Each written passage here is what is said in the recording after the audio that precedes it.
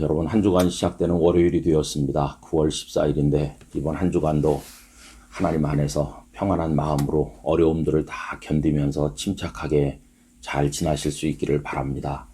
오늘은 시편 42편 8절 말씀을 나누겠습니다. 낮에는 여호와께서 그의 인자하심을 베푸시고 밤에는 그의 찬송이 내게 있어 생명의 하나님께 기도하리로다. 아멘. 시편 42편은 고라 자손의 시입니다. 여러분들이 아시는 것처럼 고라는 레위의 증손인데 출애굽을 하고 광야를 지날 때 모세를 대적하다가 멸망한 사람이죠. 그에 관한 말씀이 민수기 16장 1절과 2절에 이렇게 나옵니다. 레위의 증손 고앗의 손자 이스할의 아들 고라와 르우벤 자손 엘리압의 아들 다단과 아비람과 벨렛의 아들 온이 당을 짓고 이스라엘 자손 총회에서 택함을 받은 자 곧 회중 가운데에서 이름 있는 지휘관 250명과 함께 일어나서 모세를 거스르니라. 여러분, 결국 이들은 하나님의 진노를 받아 멸망하게 되었습니다. 그런데 하나님께서는 고라의 후손은 남겨두셔서 그들이 그 이후에 솔로몬의 성전에서도 섬기고 하나님을 섬기는 그 레위 지파로서의 일을 계속해 나간 것을 볼 수가 있겠습니다. 시편 42편도 성전에서 하나님을 섬기는 일을 그 배경으로 삼고 있습니다. 그런데 여러분, 이유는 알 수 없지만 이 시편 42편을 지을 무렵에는 이들이 하나님의 성전에서 섬기지를 못하고 멀리 가 있는 것을 볼 수가 있는데요. 6절에 보면 이런 대목이 나옵니다.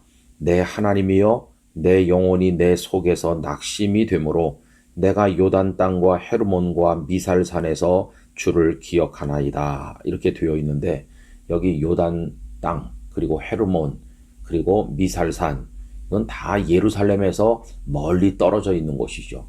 그들이 왜 이렇게 하나님을 섬기는 성전이 아닌 먼 곳에 가 있는지 알 수는 없지만 이때 하나님을 섬기는 일로부터 배제되어 있음을 볼 수 있습니다. 여러분, 이런 이들이 슬퍼하는 그 모습이 여러 군데서 나와 있고 또 이런 사람들을 비방하는 이들까지 있었다는 걸 알 수 있어요. 3절에 보면 비방하는 사람들이 있었다는 걸 말씀하죠. 사람들이 종일 내게 하는 말이 네 하나님이 어디 있느뇨 하오니 내 눈물이 주야로 내 음식이 되었도다.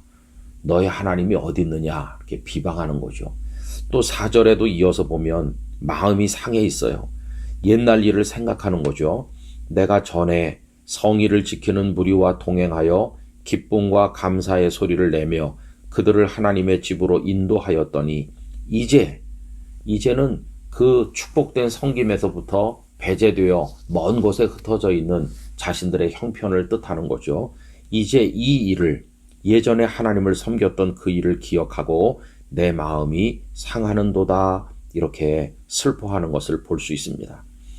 여러분, 이때 그의 소원이 뭘까요? 하나님, 다시 기회를 주신다면 언제 우리가 성전에 가서 하나님을 예전처럼 찬송하며 높이고 경배하겠습니까? 그런 날이 언제 오겠습니까? 제가 사슴이 시냇물을 찾는 것처럼 하나님을 갈망합니다 하는 고백을 하거든요. 그게 42편 1절과 2절입니다. 하나님이여 사슴이 시냇물을 찾기에 갈급한 같이 내 영혼이 주를 찾기에 갈급하니이다. 내 영혼이 하나님 곧 살아계시는 하나님을 갈망하나니 내가 어느 때에 나아가서 하나님의 얼굴을 배울까 이렇게 애원하는 것을 볼 수 있습니다. 여러분, 이 시인의 마음을 우리가 이해할 수 있을까요? 어느 정도는 이해도 할 수 있을 것 같습니다. 예를 들면 건강하게 주일마다 하나님의 집에 나와서 예배 잘 드리던 성도가 어느 날 사고를 당하든지 어려운 병을 진단받아서 갑자기 중환자실에 입원하므로 예배하러 나올 수 없게 된다면 이 시인의 마음을 알 수 있을 것 같습니다. 그렇죠? 또 북한 땅에 있으면서 그 악랄한 압제 아래서 주일을 빼앗기고 예배를 잃어버리고 하나님 앞에 나갈 수 없게 된 지하교회 성도들, 도대체 언제 하나님의 집에서 마음껏 하나님을 찬송할 날이 올 것인지 얼마나 그들의 마음이 안타깝겠습니까?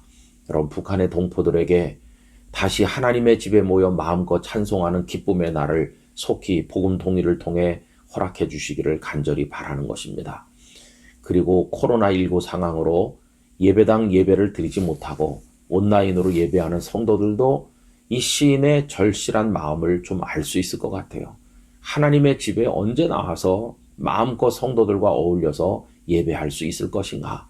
베다니 광장을 언제 다시 거닐어 볼 것인가? 50주년 기념관 곳곳에 흩어져서 우리 예배하던 어린이들의 그 모습을 언제 다시 볼 것인가? 이런 안타까움이 있지 않습니까? 그런데 여러분, 이 시인은 절망으로 이 시편을 끝내고 있지 않습니다. 그 어려움 중에서도 낙심하지 않아야 되는 것을 깨닫고 결코 포기하지 않고 있습니다. 5절을 보면 내 영혼아 네가 어찌하여 낙심하며 어찌하여 내 속에서 불안해하는가. 너는 하나님께 소망을 두라. 그가 나타나 도우심으로 말미암아 내가 여전히 찬송하리로다. 이렇게 합니다. 낭망하지 말자고, 하나님께 소망을 두자고 스스로에게 이야기하는 거죠. 여러분, 오늘의 말씀인 8절이 바로 그런 맥락에서 나온 것입니다. 낮에는 여호와께서 그의 인자하심을 베푸시고 밤에는 그의 찬송이 내게 있어 생명의 하나님께 기도하리로다. 낮에는 어려운 중에 있지만 하나님께서 인자를 베푸신다고 합니다. 또 밤에는 찬송이 머물러 있어서 생명의 하나님께 기도할 힘을 주신다는 것입니다. 어려움 속에 있지만 낮에는 낮대로, 밤에는 밤대로 하나님의 은총이 머물러 있음을 기억하면서 결코 포기하지 않고 다시 하나님의 성의를 지키며 하나님의 집에 올라갈 그날을 기대하는 이 시인의 모습을 볼 수가 있겠습니다. 여러분, 어서속히 코로나가 종식이 되고 그리고 우리 성도들이 마음껏 예배하고 북한 동포들이 두 손 들고 찬송할 날이 오고 어려운 질병이나 고통에 갇혀있는 성도들이 다 풀려나서 하나님을 노래하는 날이 오게 되기를 원합니다. 중요한 것은 우리가 포기하지 않고 하나님을 바라보는 것입니다. 그 믿음으로 끝까지 달려가시게 되기를 간절히 원합니다. 하나님 아버지, 전에는 마음껏 성전에 모여 하나님을 찬송하고 경배했었지만 이제는 어찌된 연고인지 성전에서 멀리 떠나 탄식하고 있는 고라 자손의 시를 읽으면서 오늘 저희들의 상황을 생각해 보게 됩니다. 코로나로 인하여 예배당 예배를 빼앗기고 온라인 예배로 대신할 수밖에 없는 저희들의 딱한 형편을 굽어 살펴 주시옵시고 다시 예전처럼 하나님을 사모할 날이, 마음껏 찬송할 날이 오게 해주시기를 원합니다. 그러나 낭망하진 않게 해주시길 원합니다. 하나님께 소망을 두게 해주시고 낮에도 인자를 베푸시고 밤에도 찬송으로 머물게 하사 기도하게 하시는 하나님이 계심을 깨닫고 하나님만 의지하며 나가는 저희들이 되게 하여 주옵소서. 이 영상을 함께하는 모든 성도들을 위로하시고 능력의 오른손으로 붙잡아 주시옵소서. 예수님의 이름으로 기도드리옵나이다. 아멘.